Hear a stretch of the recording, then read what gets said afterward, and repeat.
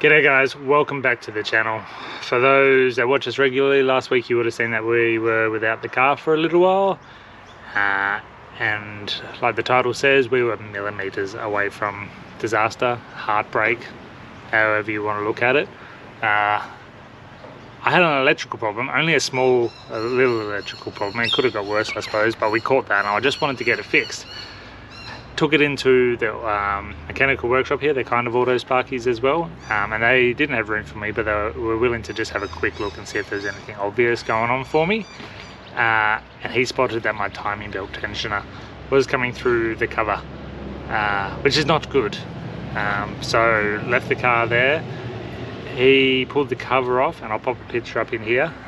My timing belt was hanging on by mere millimeters, so that was potentially maybe one good pothole away from letting go, and we would have been in a world of hurt. That would have been potentially $20,000 worth of a rebuild, or maybe even a new motor having to get dropped in here.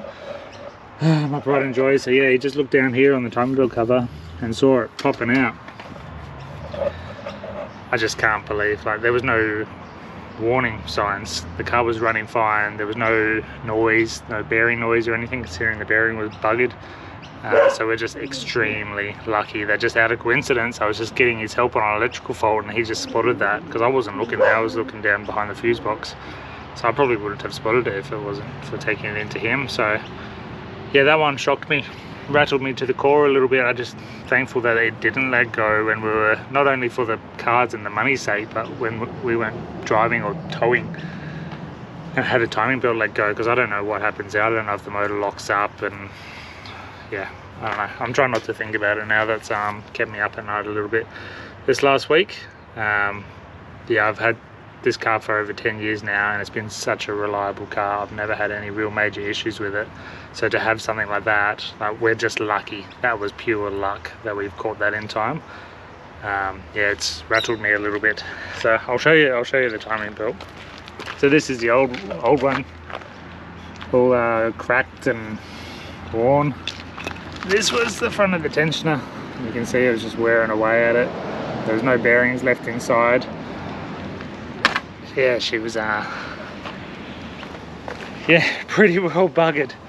So I'm not a religious man, but someone was watching over us that day to send me in there. And you know what, now I think about it, I do remember hearing a belt noise when we were driving. I just assumed, no, see, if the timing belt slipped, it would have caused problems. I don't know, maybe I just heard it come through the cover. Something didn't sound right, but I couldn't find anything obvious then. But yeah, I reckon over the next week it's worn through, so it was probably running like that for a good week. I just can't believe how lucky we were. So yeah, that's what happened to the car. That was boxed up and put back together within the afternoon, so we caught that in time, and that's an easy job for the mechanic. He had it for the next 3.5 days to help me with this electrical problem. He's replaced my fuse box, because one of the relays that was soldered to the board inside had failed and was like shorting, causing like a buzzing noise, and I had no lights whatsoever. So we've replaced that now. I've still got a couple of little ongoing electrical issues. My high beams now come on with my low beams, and they just won't turn off, so I've just had to pull the fuse on them for the time being.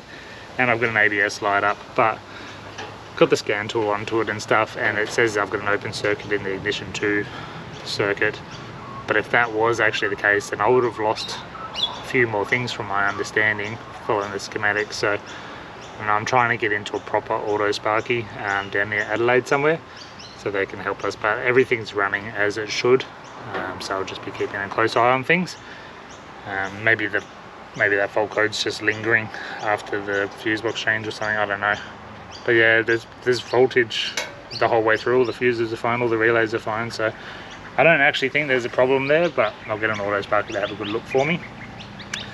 So yeah, anyway, I did want to include that in one of our normal travel vlogs, because I've just chatted for almost 5 minutes just about a problem with the car, but I did want to share it because, yeah, like I said, that one rattled me to the core. We've had such a good run with this car, and the people that know these motors know how reliable they are.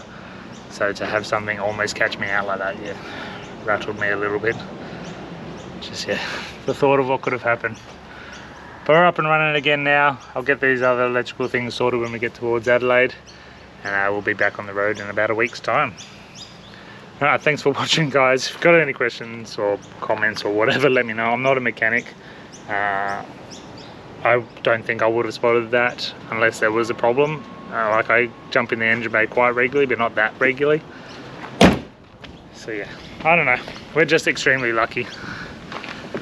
We'll see you next time.